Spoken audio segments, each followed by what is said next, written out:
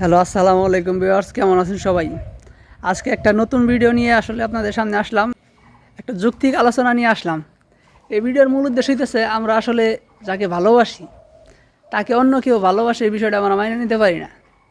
কিন্তু আসলে আমার মনে হইলো যে ভালোবাসাটা এমন হওয়া উচিত, ভালো চাওয়া, তার ভালো রাখা।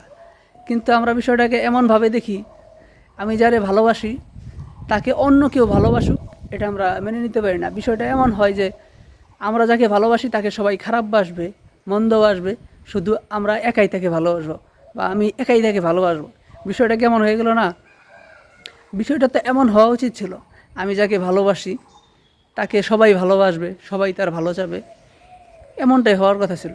কিন্তু বর্তমান সমাজে এমন একটা সিচুয়েশন, আমি যাকে ভালোবাসি শুধু আমি একাই তাকে ভালোবাসবো, অন্য কেউ তাকে ভালোবাসবে না।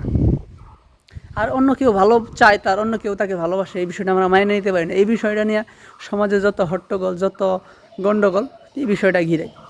কিন্তু এই বিষয়টা আসলে আমি অযৌক্তিক বা আমি ভুল পথে আছি, সবাই সঠিক আছে নাকি সবাই সঠিক নাই, আমি নিজেই সঠিক আছি, বিষয়টা অবশ্যই আপনারা আমাকে কমেন্টে জানাবেন। অনেক দিন ধরে আপনাদের সাথে বিষয়টা শেয়ার করার খুবই ইচ্ছা ছিল আমার, তাই আজকে ভাবলাম যে সবার সাথে শেয়ার করি। হয়তোবা আমি আপনাদের কাছ থেকে কিছু শিখবো, না হয় আপনারা আমার কাছ থেকে কিছু জানবেন যে আমি নিজেই সঠিক ছিলাম, আপনারাই ভুল ছিলেন। প্লিজ দয়া করে সবাই কমেন্ট করে জানাবেন।